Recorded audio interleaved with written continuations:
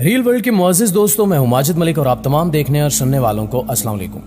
ناظرین، آج سے 20 سال پہلے ڈاکٹر عافیہ صدیقی کو اغوا کیا گیا تھا اور وہ آج بھی امریکہ کی ایک بدترین جیل FMC کارزویل میں ہے۔ آخر وہ کیا وجہ تھی کہ ڈاکٹر عافیہ صدیقی کو اغوا کیا گیا اور 86 سال قید کی سزا سنائی گئی؟ آخر انہوں نے ایسا کیا فارمولہ تیار کیا تھا جس سے امریکہ خوفزدہ تھا؟ آج ڈاکٹر عافیہ صدیقی کی رہائی کے لیے کیا کوششیں کی جا رہی ہیں اور جس کی وجہ سے امید کی جا رہی ہے کہ وہ جلد رہا ہو جائیں گی، اس سب کے بارے میں جاننے کے لیے ویڈیو کو آخر تک ضرور دیکھیے گا۔ ناظرین، ڈاکٹر عافیہ صدیقی کے خاندان کی بات کریں تو وہ ایک سادہ سا مذہبی اور پڑھا لکھا گھرانہ تھا۔ ان کے والد کا مذہبی تعلیم کی طرف بہت رجحان تھا۔ انہوں نے اپنے بچوں کو مذہبی تعلیم کے ساتھ ساتھ دنیا کی اعلیٰ تعلیم بھی دلوائی۔ ڈاکٹر عافیہ صدیقی بہت عقل مند اور ذہین تھی۔ ان کو 300 سال میں پیدا ہونے والے ذہین ترین افراد میں شمار کیا جاتا ہے۔ تقاریر کے مقابلوں میں اکثر مرحوم عامر لیاقت بھی ان کے ساتھ ہوتے۔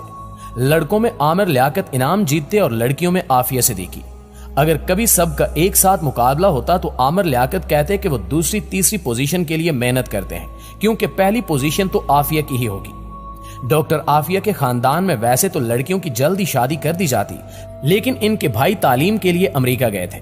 انہوں نے ڈاکٹر عافیہ کو یونیورسٹی آف ہیوسٹن میں اسکالرشپ کے لیے اپلائی کرنے کا مشورہ دیا۔ اس طرح ڈاکٹر عافیہ صدیقی تعلیم حاصل کرنے امریکہ چلی گئی۔ اس کے بعد انہیں MIT، جو کہ دنیا کی بہترین یونیورسٹی سمجھی جاتی ہے، وہاں سے اسکالرشپ کی آفر ملی۔ وہاں سے انہوں نے بیالوجی میں گریجویشن کیا اور اپنی ریسرچ میں ایوارڈ بھی حاصل کیا۔ اس کے بعد انہوں نے PhD بھی کی۔ کہا جاتا ہے کہ اپنی تعلیم کے دوران عافیہ صدیقی نے ایک ایسی ریسرچ بھی کی تھی جو امریکہ کے بڑے بڑے سائنسدان بھی نہیں کر سکے تھے۔ اس ریسرچ کا استعمال کرتے ہوئے کسی بھی ملک کے لیے ایک بہترین دفاعی نظام بنایا جا سکتا تھا، یعنی بہت طاقتور ہتھیار بنائے جا سکتے تھے۔ امریکہ کے کچھ سائنسدانوں کو اس بات کا پتہ لگا تو انہوں نے امریکی اداروں کو اس بات کی خبر دی کہ ڈاکٹر عافیہ کے پاس ایک بہت ہی اہم ریسرچ ہے جو اگر پاکستان کے ہاتھ لگی تو ہمارا بہت نقصان ہوگا۔ اس طرح ڈاکٹر عافیہ صدیقی سے وہ ریسرچ حاصل کرنے کے لیے امریکی اداروں نے کوششیں شروع کر دی۔ دوستو، ڈاکٹر عافیہ صدیقی کو اندازہ تھا کہ اگر یہ ریسرچ امریکہ کے ہاتھ لگ گئی تو وہ ہمیشہ کی طرح اسے مسلمانوں کے خلاف استعمال کریں گے۔ اسی وجہ سے ڈاکٹر عافیہ صدیقی نے وہ ریسرچ ایک راز کی طرح اپنے پاس رکھی۔ ڈاکٹر عافیہ صدیقی ایک نہایت ذہین خاتون تھی۔ انہوں نے یہ ذہانت بہترین طریقے سے استعمال کی تھی۔ انہوں نے ایک ایسا پلان تیار کر رکھا تھا کہ جس سے مسلمانوں کو قرآن کی صحیح معنوں میں تعلیم دی جاتی۔ انہوں نے اپنی پڑھائی کے دوران تعلیمی اداروں میں کچھ ایسی تقاریر بھی کی جس میں انہوں نے اس بات کا اظہار کیا کہ اب مسلمانوں کو ایک ساتھ مل کر کھڑے ہونا چاہیے۔ کس طرح وہ بچپن سے ہی مسلمانوں کو قرآن کی تعلیم دلوانا چاہتی تھی۔ ان کا پلان تھا کہ بچے قرآن پر فوکس کرتے ہوئے دنیاوی تعلیم بھی قرآن کے ذریعے ہی حاصل کریں۔ وہ بزنس کے اصول قرآن سے سیکھیں گے۔ انہیں طب قرآن کے ذریعے سکھایا جائے گا۔ ایک ملک کو چلانے کے اصول قرآن اور حضرت محمد صلی اللہ علیہ وآلہ وسلم کی زندگی سے سکھائے جائیں گے۔ ناظرین، 1995 میں ڈاکٹر عافیہ صدیقی کی شادی امجد خان سے ہو گئی اور 1996 میں ان کا پہلا بیٹا احمد پیدا ہوا۔ ان کی شادی شدہ زندگی خوشگوار نہیں تھی۔ ڈاکٹر عافیہ کی بہن ڈاکٹر فوزیہ کہتی ہیں کہ ایک دفعہ وہ ان کے گھر ان سے ملنے گئی تو عافیہ کے چہرے پر زخم تھے، انہیں سٹیچز کی ضرورت تھی۔ ان کے بیٹے نے بتایا کہ ابو نے امی کو مارا ہے۔ جب انہوں نے ڈاکٹر عافیہ اور ان کے شوہر سے اس بات کا سوال کیا تو انہوں نے بھی اعتراف کر لیا۔ ڈاکٹر عافیہ کے 2 بیٹے احمد اور سلیمان اور ایک بیٹی مریم ہے۔ ان کی شادی کامیاب نہیں ہو سکی اور 2002 میں ان کی طلاق ہو گئی، جس کے بعد ان کے سابق شوہر عافیہ پر الزام لگاتے رہے کہ وہ ایک خطرناک خاتون ہے جو دہشت گردی میں ملوث ہے۔ حیرت کی بات یہ ہے کہ اس کے باوجود اس نے اپنے بچوں کو مکمل کسٹڈی ڈاکٹر عافیہ کو دے دی۔ یہ بات یہ ثابت کرنے کے لیے کافی ہے کہ ان کے سابق شوہر کے لگائے گئے الزامات مکمل جھوٹ تھے۔ کچھ رپورٹس کے مطابق ڈاکٹر عافیہ کے شوہر امجد امریکہ کی طرف سے کی گئی سازش میں ملوث تھے۔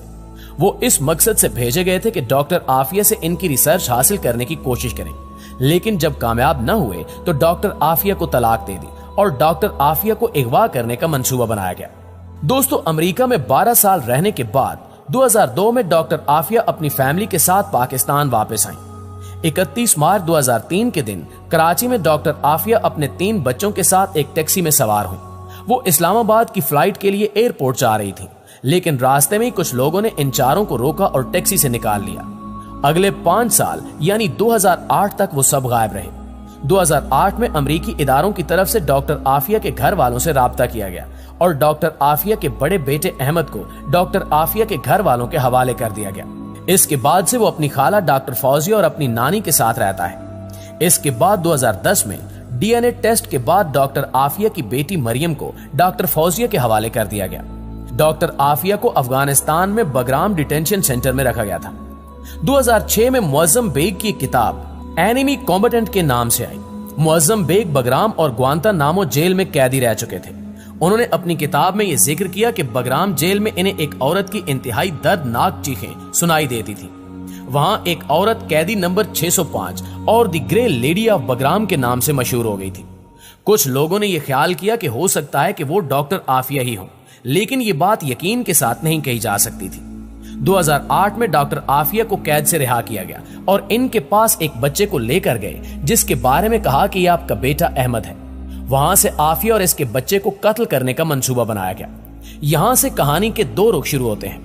अफगानिस्तान की तरफ से कहानी का यह रुख सुनाया जाता है कि डॉक्टर आफिया को उसके बच्चे के साथ गवर्नर हाउस की तरफ जाने के लिए कहा गया था, लेकिन वो गवर्नर हाउस की तरफ जाने की बजाय मस्जिद की तरफ गई और कमजोरी की वजह से गिर गई। जबकि दूसरी तरफ अमेरिका की तरफ से यह बयान दिया जाता है कि इनके फौजियों के पास यह खबर थी कि एक दहशतगर्द औरत आएगी जो देखने में बहुत कमजोर लगेगी लेकिन बहुत खतरनाक है। इसके साथ एक बच्चा भी होगा। हुक्म दिया गया था कि जैसे ही उस औरत को देखो फौरन उसे कत्ल कर दो। तो उन्होंने इनको देखते ही शूट कर दिया और कत्ल कर दिया गया। ये एक झूठी खबर थी जो यकीनन इनके घर वालों और पाकिस्तानी कौम के लिए बहुत तकलीफ दे रही। डॉक्टर आफिया पर इल्जाम लगाया गया कि इन्होंने अमेरिका के फौजी अफसरों पर कातिलाना हमला करने की कोशिश की है, जबकि ऐनी शाहिदीन के मुताबिक आफिया इतनी कमजोर हालत में थी कि मस्जिद की दीवार के करीब गिर गई थी। दोस्तों, सवाल यह है कि इस हालत में इन्होंने फौजी अफसरों पर हमला कैसे किया। यकीनन ये एक बहुत बड़ा और झूठा इल्जाम था जो डॉक्टर आफिया पर लगाया गया था। 2010 में अमेरिकी अदालत में समाअत हुई और डॉक्टर आफिया को कोर्ट में पेश किया गया।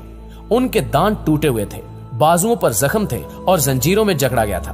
वहां इनके भाई भी मौजूद थे, लेकिन इन्हें डॉक्टर आफिया से मिलने की इजाजत भी नहीं दी गई। इस पेशी के दौरान तमाम सबूत डॉक्टर आफिया के हक में थे।